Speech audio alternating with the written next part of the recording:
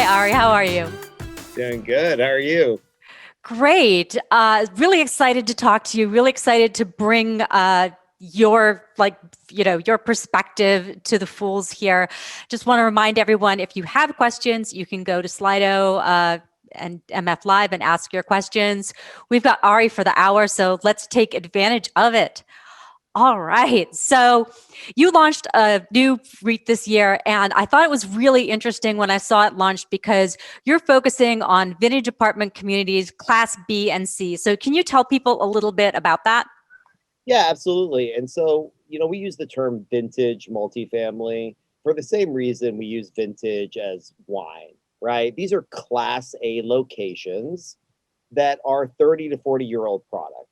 Okay. And Hmm. what's interesting about it, from not only from the REIT standpoint, and we're one of the largest owners of this type of product in Austin, Texas, or the Austin MSA, which was really our prototype city that we built technology around to spread it across the Sun Belt, which is the focus of the REIT. But what's interesting about it is with COVID in general and private equity, there's two confluence of events that make this particular asset class attractive. One is it has the $5 Uber ride, as we call it, from all the great amenities. So you can be in, just think the old Motel 6s, so two-story walk-ups, no elevators. Most of them don't have pools. So it has this inherent level of social distancing. So they're right outside the urban core. So you have access to all like the great amenities, so to speak. But at the same time, you don't have to take that proximity risk that a lot of people are still a little bit nervous of. So the locations are incredible. So there's new construction going on around those areas, and you're watching massive gentrification. And I hate that word. Like for me personally, we feel like we're enhancing communities versus gentrifying, or for whatever that's worth. But there is so much of this product under 120 doors. So typical institutional investors, our investors are public pension funds, family offices, high net worth individuals. As you know, we have hundreds of millions of assets. But most institutions aren't looking at this asset class because they're too small. So if you look throughout the Sun Belt, you look at under 120 doors, and in some instances under 150 doors, you're talking about, 8, 10, 15, maybe $20 million purchase price. So on a one-off deal, Blackstone or Brookfield or Starwood or one of the big shops, they're not looking at these deals. So they have very high expense ratios, right? And they Hmm. don't have, institutionalization, so to speak. So what we've done is we've institutionalized smaller deals that are too small for private equity, but too big for local investors. So by aggregating them together, you get geographic diversity, price point diversity, which becomes highly attractive to large institutional investors. So that's the thesis in a nutshell, is buy Class A located properties that really need to be gut renovated down to the studs and deliver a Class A experience. So that's the difference. So, in some instances, you'll have new construction across the street. Literally, we have the same interior on the inside, from a Class A minus type interior, new mechanical, new electrical, new roofing, smart technology to enter and exit, the properties, etc., but 30% less than the new construction for the same location. Well, I think this is really interesting because obviously this was in the works before COVID, but we've seen in a post-COVID environment and sort of during the pandemic, this interest in garden style apartments, which I think is really interesting because garden style fell way out of favor, right? You talked about new construction. I know you're big in Austin, and we'll talk about that later, but I've been to Austin, and you just see everything going up super tall, a lot of shared amenities, pools, gyms, all that stuff. That whole thesis is starting to shift, where people maybe don't want those shared amenities or don't want to be in that big tower anymore. So, No, that's exactly right. Look, people are going to come back to the urban core. So this is not look, COVID changed the world, as we know, and there's other health mechanisms, that need to be in place. We're breaking ground on 7 new development projects this year. Okay. We've invested in 38 cities, 12 states, 7 different asset classes, and exited successfully. We'll be all over the Sun Belt. Austin is our hometown, our headquarters, and, we'll be doing a lot more here. But, it's about just understanding what the future is going to hold in this post-pandemic world. So people, even though the vaccinations are coming and all those great things, the mental trauma and the fear that this could happen again, which is highly likely, is still there. So people are being more value oriented, okay? And they want safety and wellness. And so garden style apartments in general, if renovated properly, and I come from a construction background, even though I'm an attorney by trade, it gives them both. They can have deep value, a great interior and exterior finish out, right outside the urban core, so they don't feel that proximity trauma. They walk in and out of their own apartment, open the door with their phone or, some sort of keyless entry. And if they want to go hang out and do all the fun stuff, it's a $5 Uber ride. I love that. Well, let's talk a little bit about Austin, because wow, Austin in the past year, I feel like I know at least 3 or 4 people from California who moved there. I mean, and they told me about their experiences in trying to buy a house or get a rental. And I'm born and raised here. This is my hometown. Well, then you must have seen such an incredible transformation over not just even just recently in the past year, but over the past decade. Oh yeah, no, it's a different place. I mean, we grew up, pretty poor. Our rent was $180 a month when I was growing up, and I delivered pizzas through college, flipped burgers in high school, and started my construction business in law school with a $3,000 loan. So I literally started this from nothing, and watching the change has been dramatic. I mean, we have 37 high rises going up in downtown right now. Wow. Just in downtown, 37 high rises. But the unbelievable part is that you have 156 people a day moving here. So in Oracle, which literally the world runs on Oracle, literally. I mean, you can't go to a restaurant, a gas station, a Subway without some sort of Oracle software. Okay. If Tesla went bankrupt tomorrow, you'd buy another car. If Oracle went bankrupt, the world would shut down. And so their headquarters is here. Apple's second, largest office in the world is here. Facebook's second largest office. Amazon's largest acquisition to date of $13.2 billion was Whole Foods, which is founded and headquartered in Austin.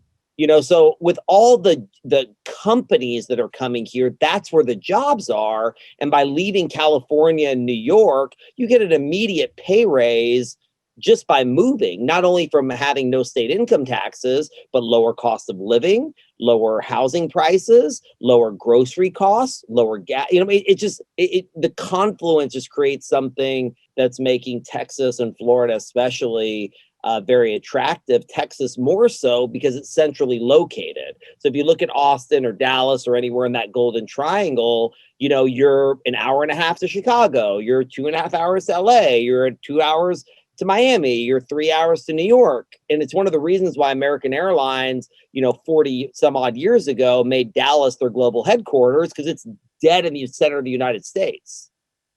Well, let's talk a little bit about Dallas, because you mentioned that our Mogul service, which is our premium service for members, we had a facility in Plano, Texas, and the demand for that crowdfunded project just huge.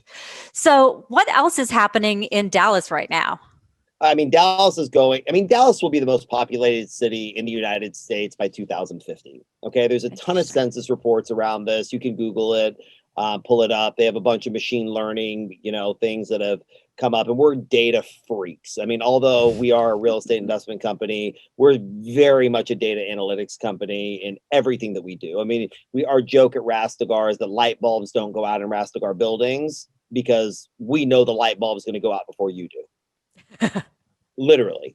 And so, it's taking that technology, because I'm actually the oldest millennial, which is kind of a funny moniker, so to speak, because I kind of sit in the middle of 2 generations, right? I went to law school, I'm an attorney, so I can kind of speak to an older generation, yet I'm a millennial. So kind of understanding the core value difference between the two. But I grew up in Dallas. I went to middle school and high school in Dallas, although I was born in Austin. And the demand has just been off the charts, because Dallas was designed to be metropolis. What is a 4-lane highway on I-35, which, if you look at a Texas map, you see Dallas, you drive down, you get to Waco where Baylor is, you go a little further, you hit Austin, go a little further, you hit San Antonio, you get a little further, you hit Mexico. You go all the way north, you hit Chicago. So I-35 is like this core, the main corridor that connects Austin, Dallas, Austin, and San Antonio, right?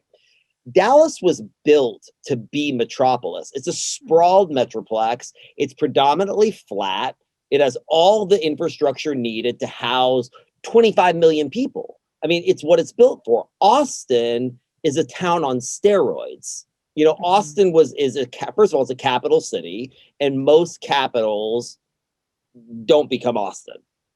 It's very, very, very, very, very rare that a capital city would become this hot. Austin's obviously the hottest real estate market in the United States.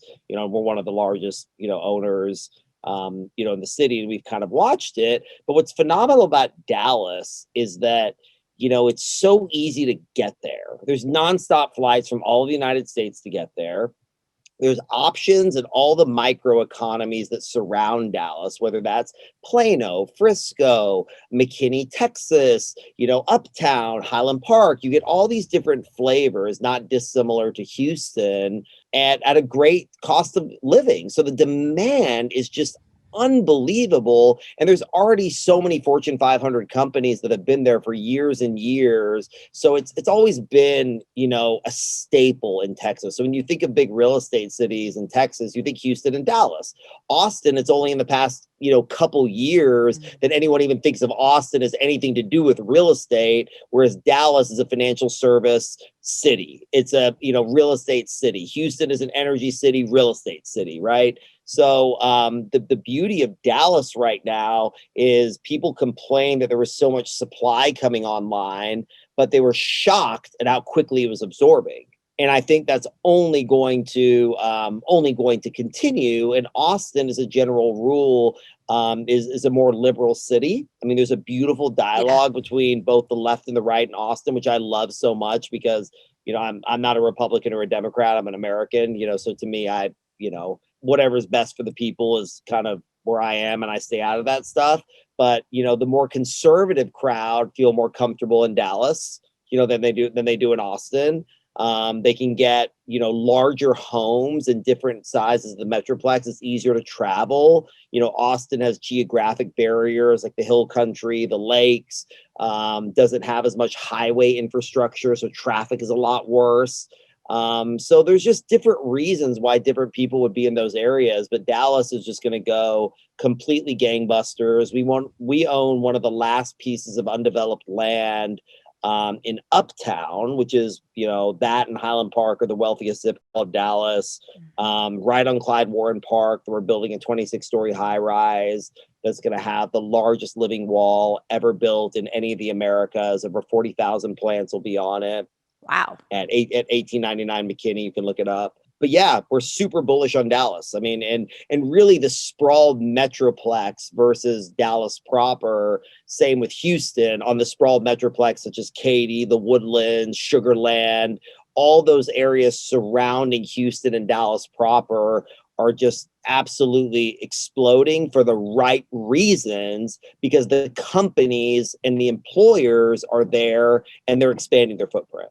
Excellent. So you mentioned Houston, obviously an energy city. I'm hearing a little bit of concern from some people about the fact that it is an energy city. Some of the jobs are leaving, It's much more diversified now. Look, Hewlett Packard just announced their headquarters shift to Houston, which was huge.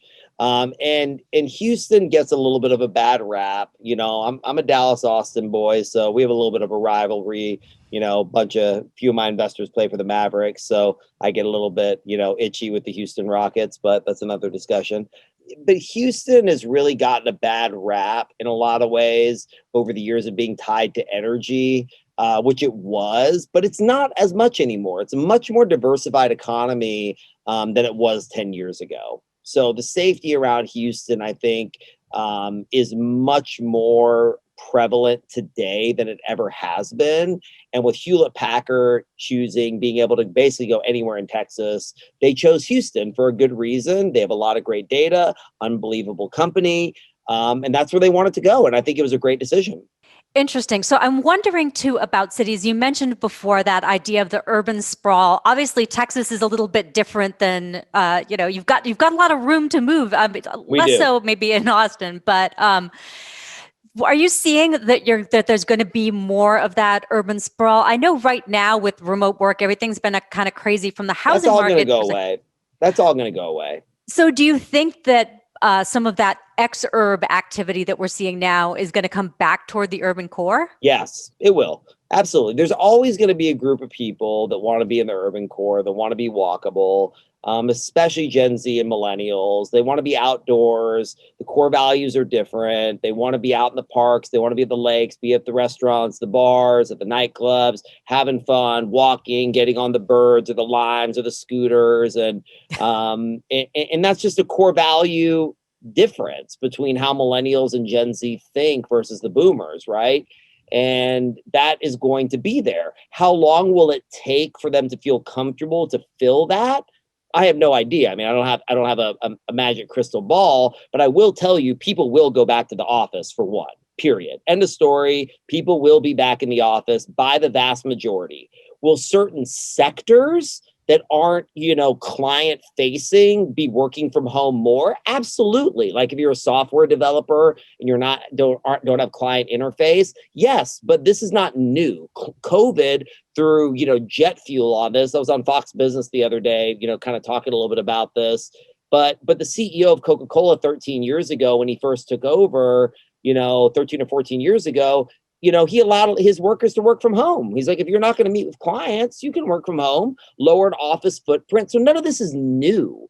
And quite frankly, if you do your homework, which all of you do, obviously, is back in the 90s, 80s, 70s, 80s, and 90s, the largest tenant of office buildings was law firms. And the reason why is because of their libraries. They had shelves and shelves and shelves and floors and floors and floors of libraries. But once everything was digitized, the footprint need went from having 15 floors in Manhattan, as an example, to needing one because it was all on your computer. And so everybody thought, oh my God, this will never fill up again. There's no way that we'll ever fill this vacancy. 2 years later, it's over. And it's refilled. So it's, so like I said, Mark Twain, I was an English major. Mark Twain says it best. History doesn't repeat itself, but it sure does rhyme.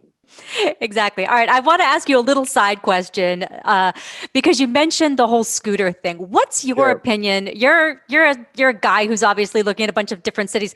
What do you think about the proliferation of Lime, all those different scooters? Do you think that is a temporary thing or is that going to last?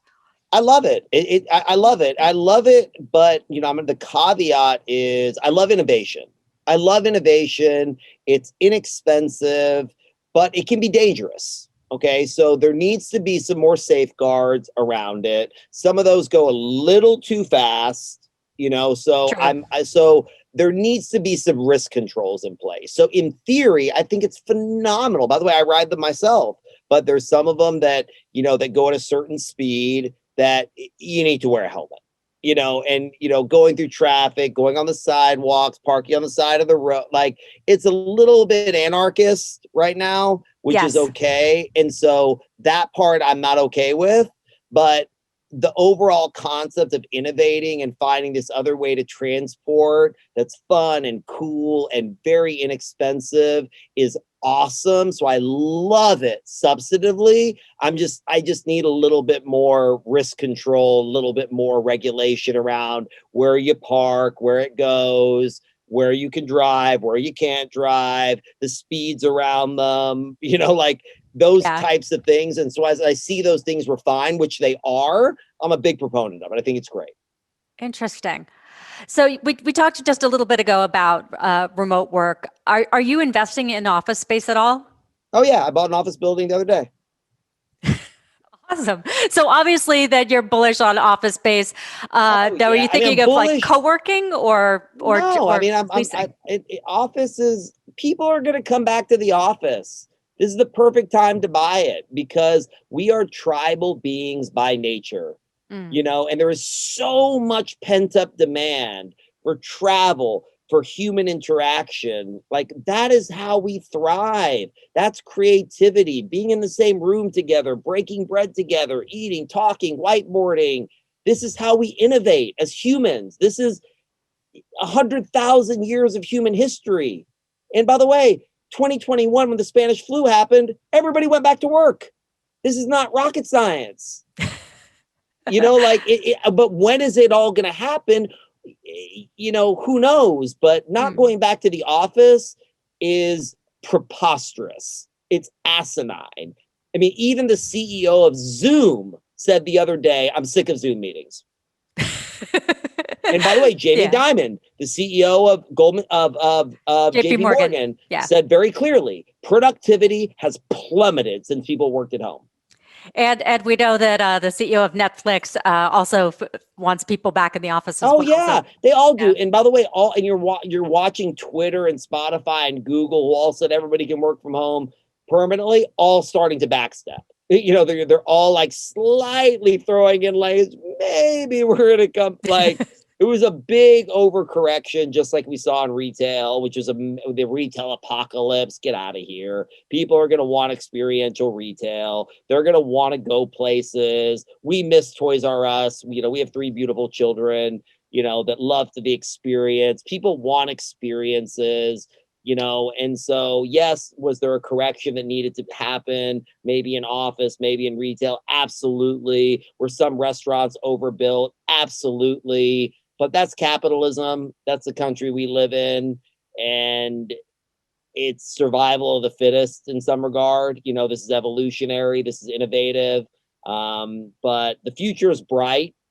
And I think these cities that we're talking about are going to see nothing but positive, sustainable growth. And that goes for all the Sunbelt major cities: Phoenix, Arizona; Nashville, Tennessee; Tampa, St. Pete; Raleigh, North Carolina; Charlotte, North Carolina.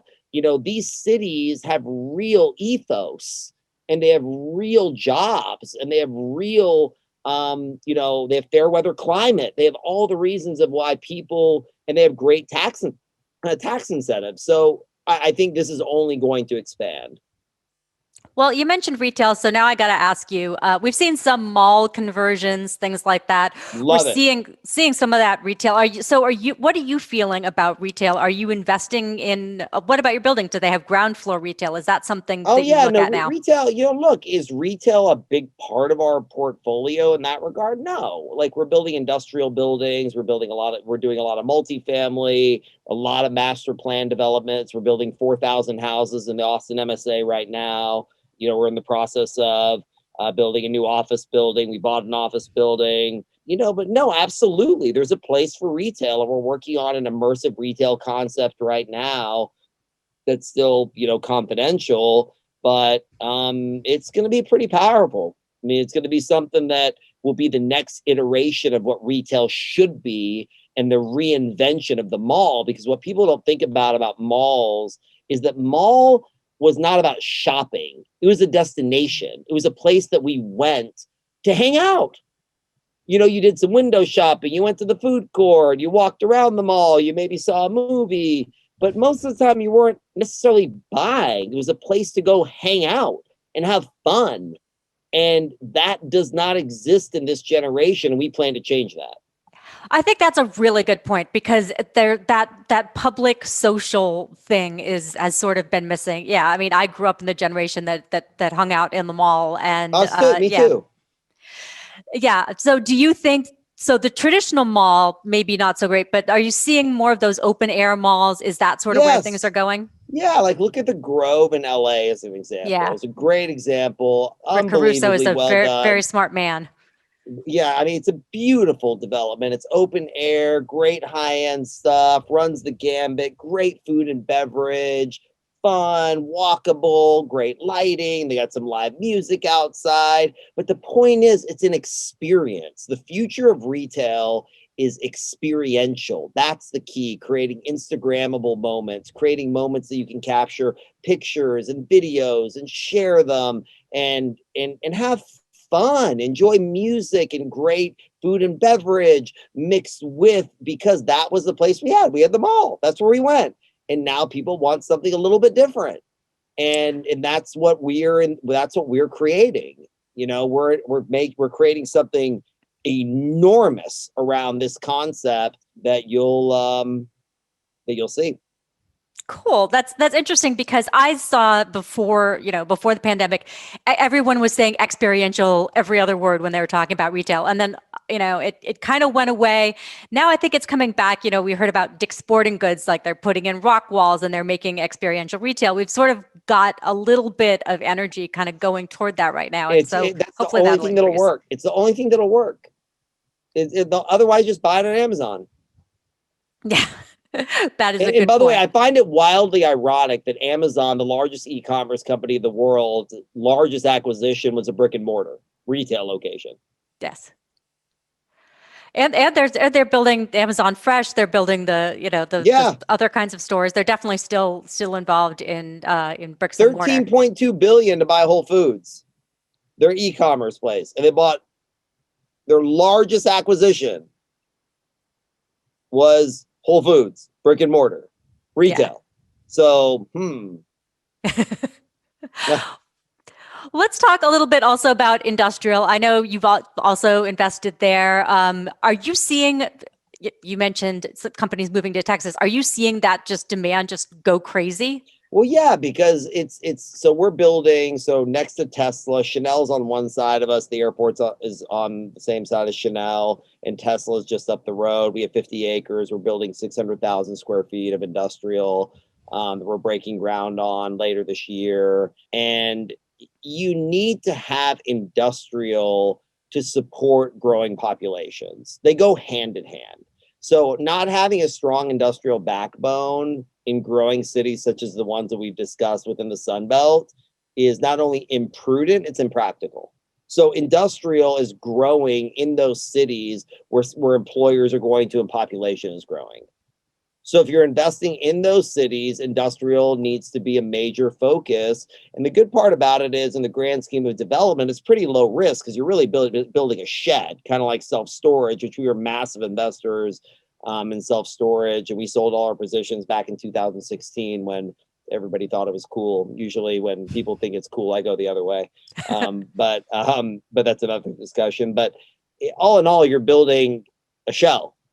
So the risk factor on the development side is much lower. So from a risk-adjusted return standpoint, it's there. And our development in particular is in the opportunity zone, which has all the benefits that I'm sure your listeners understand. But we're excited about it. And industrial is going to be a huge vertical. So we're breaking the firm up into verticals: multifamily, industrial, master plan development, office, and really going after them in those major cities. What are you seeing in terms of industrial as far as the way that it is changing inside the building? So one of the things I'm becoming really fascinated about is warehouse robotics. We're starting to see a lot of venture capital has headed toward it. We know Amazon's working on all sorts of things with that. Tesla. Yeah, good point. So are you seeing that the clients that are coming for industrial, are they looking for it to just be, like you said, an empty space, or are they looking for something more? Look, you're right. It's moving towards more robotics. No question. That's what we're seeing more than anything. And ultimately it starts with an empty shell, right? So no two clients are the same. Mm-hmm. Some are looking on that side of it, but at the end of the day, it starts with the white box, as we call it, right? It starts with the white box. And then from there, we start thinking about what the tenant improvements would be, what the tenant's needs are going to be. But I'm seeing more robotics, more infrastructure of that nature than I've ever seen in my career or statistically seen. And maybe that's technology. Maybe that's where we are as an era. But yeah, absolutely. It's there and it's here to stay, and it's only escalating exponentially. Excellent. I wanted to ask you also, because you mentioned earlier when we were talking about your REIT and what you're doing with the apartment conversions, smart locks and things like that. Do you have a preferred provider? Are you interested in things like Latch, which recently went public? Is that one appealing to you?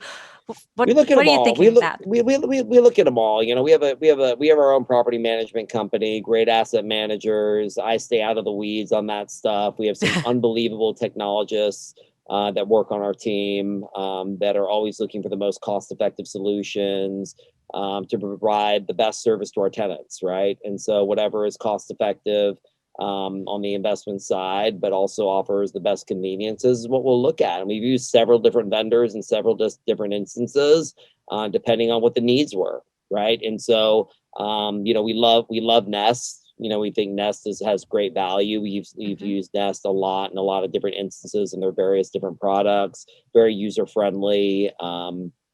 Yeah, we've run the gambit on them, but we're always looking for the next best thing, and so we're constantly scouring the market for those types of products. Interesting. I'd love to get your thoughts too on real estate data in general, because I'm sure you use a ton of different data to make your decisions. So Massive. what kinds you said before you're a data geek, like what are you using? What do you like to use? And how do you think that things are evolving? We have built a ton of proprietary technology. So we're launching a mobile application called Transparency, which will launch in about 45 days, which is going to quite literally bring investor relations into the 21st century. For the very first time, investors will be able to log into a private mobile application, 120-bit encrypted, and watch in real time their apartments get renovated with the use of cameras, multimedia, and pictures. Yes, you get your quarterly reports, your K1s, but with Transparency in a simple scroll like Instagram, you'll be able to have, like, for example, if I walk into a property today like this, hey, this is Ari. I just walked into the chateau. We just renovated unit 107. Here's the floor. Here's whatever. Nice seeing everybody. Boom, bye. And so, and keep uploading that information. So in this deliberately opaque business that we're in, investors for the very, very first time will be able to see on their time and in real time exactly how the sausage is made. Wow. Okay. I need to know more about this. So and it's a white label solution that we're going to take to market. We're the first client of it. I built it for us, and it launches in 45 days. As I said, it's called Transparency, but it'll be a white label solution that we're going to basically bring out to anybody that uses third-party capital. This is really interesting to me. Is there a liability factor there? I mean, are they going to be filming like while you've got webcams on while there's construction happening? Yep. Wow. Okay. What if there's an accident? That's what insurance is for. Well, that is true. Things happen, and people and investors need to understand we're not magicians. We make investment decisions based on the best data we have. Pipes break, roofs fall in, ice storms happen. You miscut the countertop, but being able to see that we are working through it and we're fixing it and we're pivoting and we're moving. Like, they think that, Forbes recently, I'm sure you read the article, called me the Oracle of Austin. And I woke up and rolled over and told my wife, I'm like, I guess I'm an oracle. I don't know what that means necessarily. But I was kind of thinking, like, I'm not a magician. I'm a risk manager. And what I want to do is bring an unprecedented level of transparency to what we do, so you can see the work and the blood, sweat, and tears that goes into creating this alpha, and have control. So if it's 10:30 at night, you're wondering, we put in, X amount of dollars in this deal. You're a trustee of a pension fund. You don't need to call me. Just get on the app and just scroll through. You'll see all the pictures. It'll be videos. Maybe our property managers will do a quick little video. Maybe it'll be me. Maybe it'll be raw, kind of like an Instagram story. Maybe it'll be something produced. Every time we're in the press, they get a push notification. And just another way to keep an intimate, transparent relationship with our growing investor base. Well, as a construction nerd, I love this idea. How did you roll this out to like your contractors and your teams, telling them like, hey, you're now going to be doing this kind of almost like a social media thing? They already were, because we use technology that all of our vendors, all of our contractors that are exclusive to us, take pictures of all the work they're doing all day long. So you can't get your paid on your invoice unless you take X amount of pictures of all the work completed. Someone analyzes it. We run it through an artificial intelligence database so we can track timing. How long did it take? What was the cost effectiveness? How can we make better investment decisions? This is just a matter of bringing what we already have to the investor. You mentioned the ice storms earlier. What was that like when that hit? How did you and your teams react to all of that? And did it slow down any of your processes at all? Yeah, of course it did temporarily. I mean, yeah, it was a few days of annoyance, but that's what insurance is for. And I feel mostly horrible for the people that lost power and electricity. That are our tenants. Hundreds and hundreds of people. If not thousands, live in our units, and when the energy grid goes out, water goes out. I mean, it's horrific. I mean, what do you do about that? I mean, it's on the city at the end of the day, but we take a lot of pride and in really caring about the people that live in our properties. So it's sad. I felt really horrible for them. On the investment side, turned out pretty good because some of the capex that we were going to do on these properties, insurance paid for. So on that side, it got fixed, things got done, adjusters came out, and it was all good. But at the end of the day, it was really sad for a lot of people, and it was really shocking. And that was the part that was most disgruntling for me on the business side. Just another day at the office. Taking it all in stride. I like it. So I wanted to ask you a little bit about your past as an investor. You mentioned building your construction in your construction team in law school. Are you also a stock investor? I mean, obviously you have your own REIT, but are you looking at other REITs? Are you what kind of companies are exciting you right now? Look, I'm looking to create value. More than anything, I'm looking for value. No, I don't invest with other operators. Although when I started my firm to mitigate risk, I invested with a lot of great sponsors that I've met over the years to mitigate risk. So I would raise the capital, whether from institutions or high net worth, and then go in as LP capital or make, loans. Like I played all up and down the capital stack because we didn't have the infrastructure, the operations to really manage, run, operate a property management company, a PE company, a construction company. We hadn't grown to that size. So we started out doing that almost as a fund of fun, but not really. And then migrated back into the owner operator, manager, developer, which is what I did for most of my career, whether on Wall Street or, back in Spring Branch, Texas, north of San Antonio, where I started my first construction company while in law school. Interesting. I wanted to ask you, obviously you're doing so much construction. What are you thinking about stick built versus modular? Are you experimenting with any modular construction? We're looking at everything. Lumber prices have soared, as you know. Modular stuff, 3D printing, that's the future. There's kinks that need to be worked out. It's innovative. There's a lot of merit to it. It's not quite for us yet, but I have my eye on it very, very closely because there will be a time in the probably near future then, we're looking that's going to be a great staple, a great cost saving mechanism for a variety of different projects. So I'm really excited to watch the innovation around that sector. How worried are you about softwood lumber prices? I saw another thing came out today, another record. You're that much, huh? Zero. Okay. Why are you not worried about the price of softwood lumber? Because it's going to come back down. It's going to come back down. And if lumber prices are going to affect your overall returns, you have no business doing that project. If that really is the thing that's moving the needle, that's really getting you to the IRR that you're really trying to get to. And I tell this about interest rates all the time. Like, well, interest rates, if it goes to 4%, then our deal doesn't work. I'm like, if you're doing a deal that only works at 3%, doesn't work at 4%, you have no business doing that deal, in my opinion.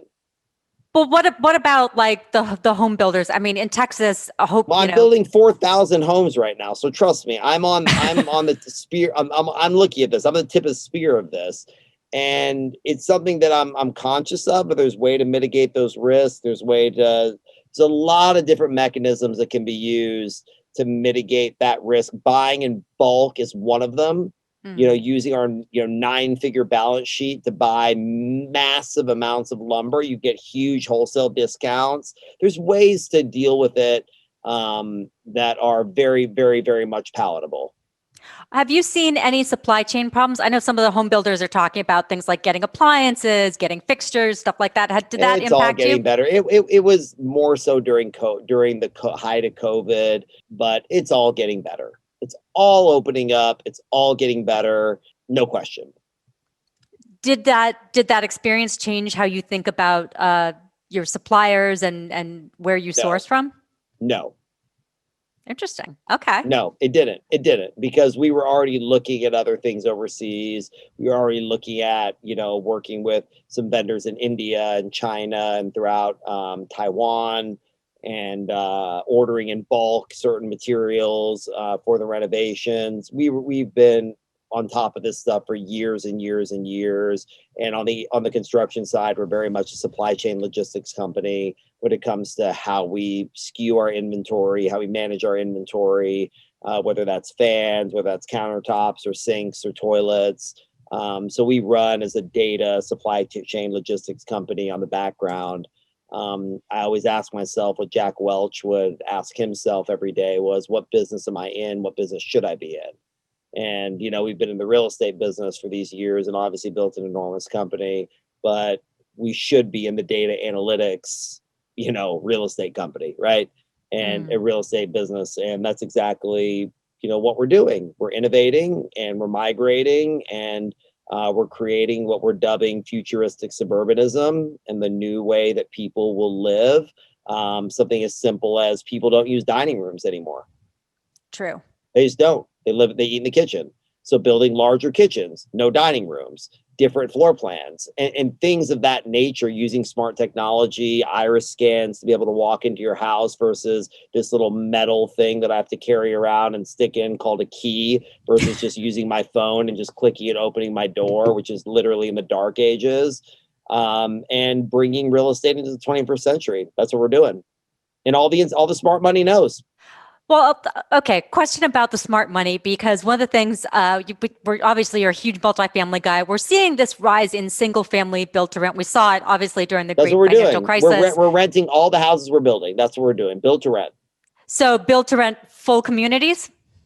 Absolutely. And so, yes, there might be, depending on how the municipal bonds are structured, and we're working with Jeffries on some of them, you might sell some lots to builders, but predominantly build to rent is what we're looking at. The cash on cash returns are fantastic. HUD will finance a lot of this stuff, townhouses, multifamily, and homes. We're building communities. I mean, we have 320 acres in Kyle. It's which is just south of Austin. It's the fastest growing city in the United States. Literally 16 miles south of Austin on I-35. You drive another 40 minutes, you're in San Antonio. Unbelievable location.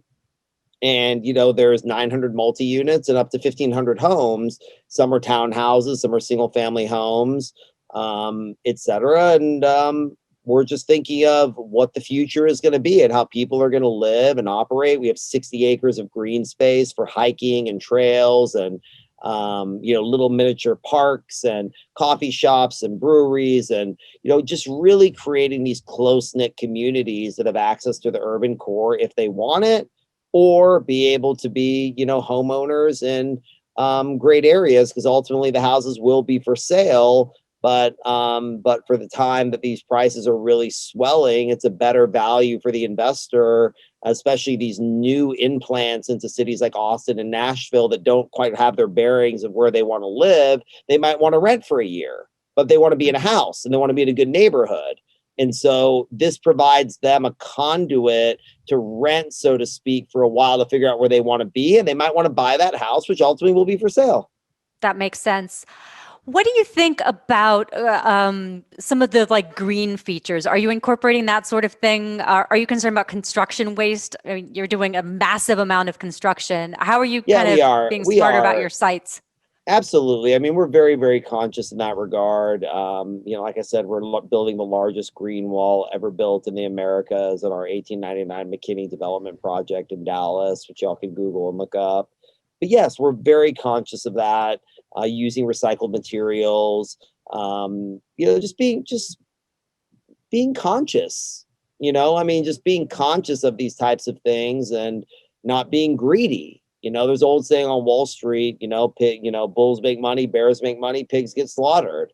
And, we want to just make good risk adjusted returns. We want to hit singles and doubles, focus on capital preservation, leave some meat on the bone for the next buyer, hit our returns.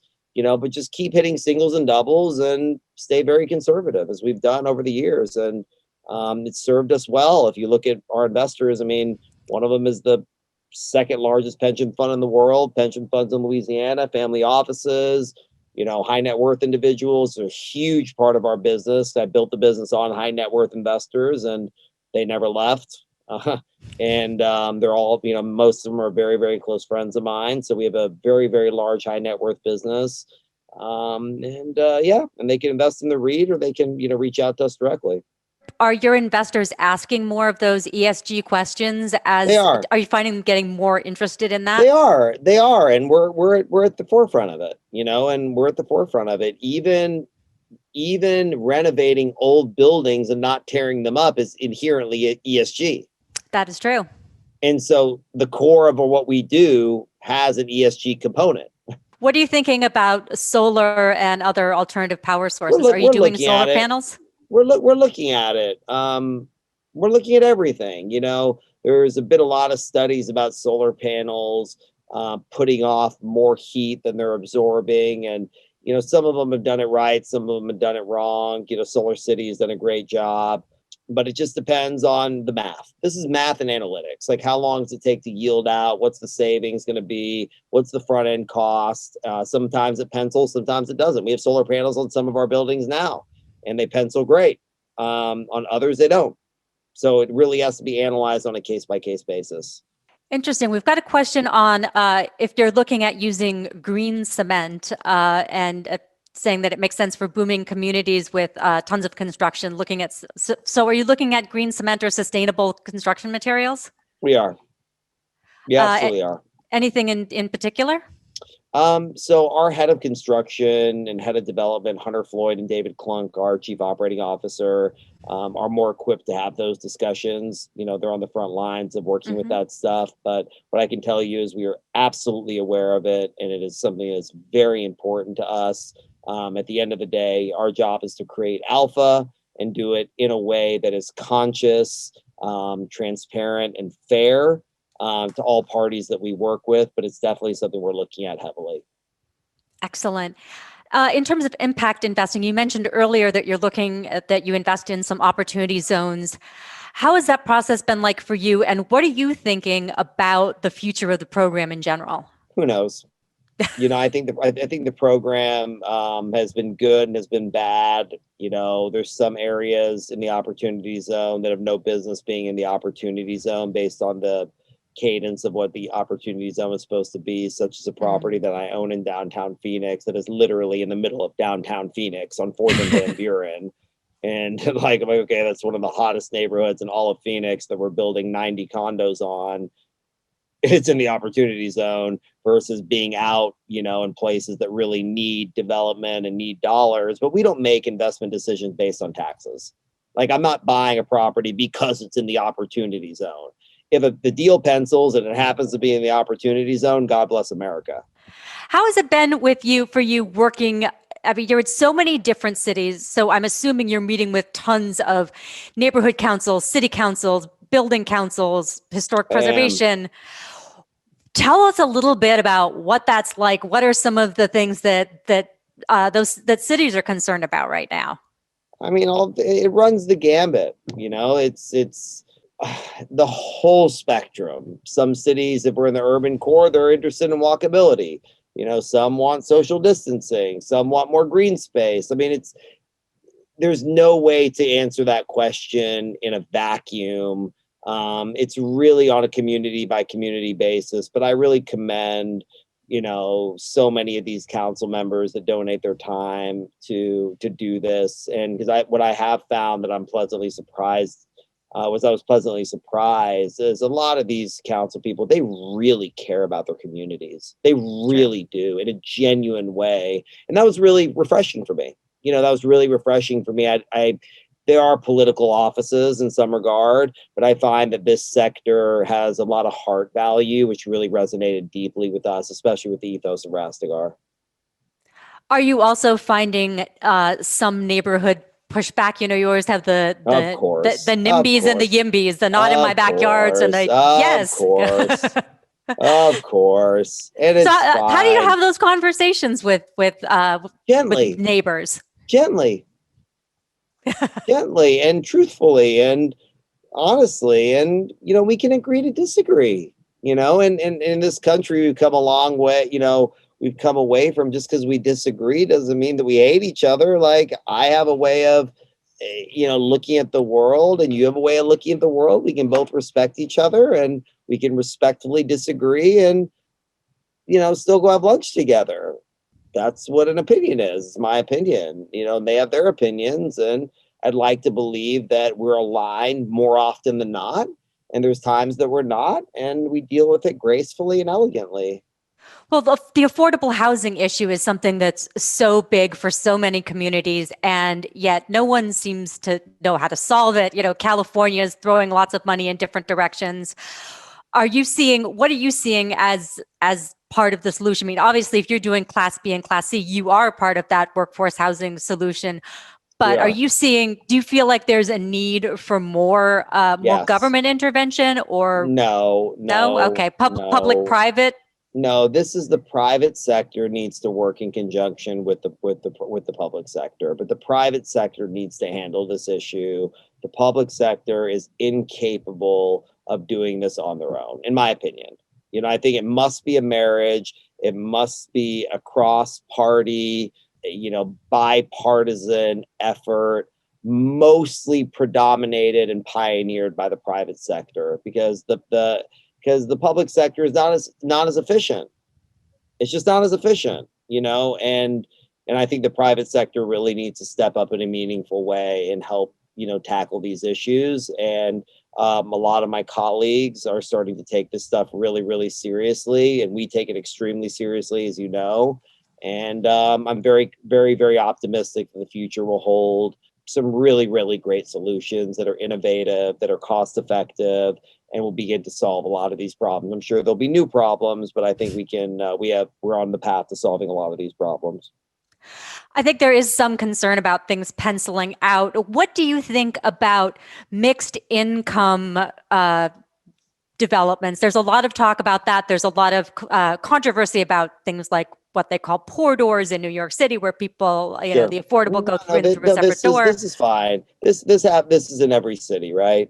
Everybody should have a right to be able to live in these certain areas, and I am a proponent of offering a certain amount of units that are more affordable within the median income, especially if people are getting priced out of the market. And you have to make it pencil, Do you have and any concerns that some of the things that happened in a city like San Francisco, or some of the concerns in California, where everyone is, we're starting to see a little bit of people leaving. Are you concerned that a some of that little is bit of going to? people leaving. Okay, a lot. So, are you concerned that some of that, like in Oregon, they talk about the Californication of Oregon. Are you concerned that Texas is going to have some of those problems with this rapid Yes, growth? yes.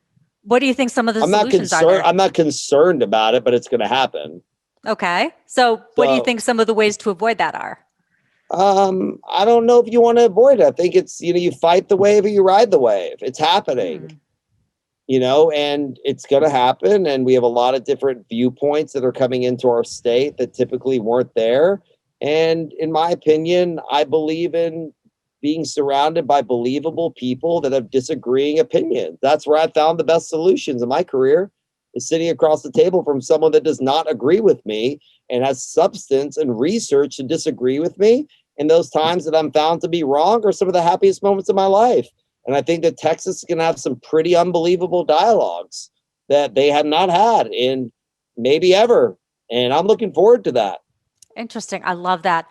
Well, we are about out of time. So I just wanted to, first of all, just thank you so much for this conversation. I think you gave us all a lot of food for thought, and just wanted to give you a second if there's anything else you wanted to wrap up with.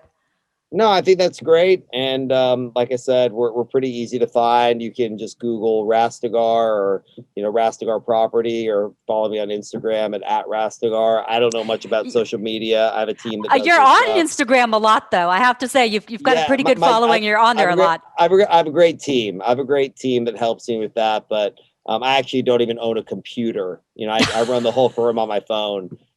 So, Really? So you're a data guy, but you're running everything on your phone? everything is on the phone, or it can be printed out, or I can sit, Interesting. and I float, and I kind of float. I go and sit next to the people, look at their computers, and they show me the stuff, and I get printouts, and that's just kind of how I've always done business, and I enjoy it. And I enjoy sitting in the offices of my colleagues and talking with them and seeing what they're working on, and I kind of just post up in the conference room and come in, people see me, and I walk in and we have conversations, and we're good. We're known for our kind of walking conversations, kind of like Steve Jobs used to do, and just walk and talk. And I just kind of pop into different offices of our executives and all the way from the top to the bottom, and we just talk.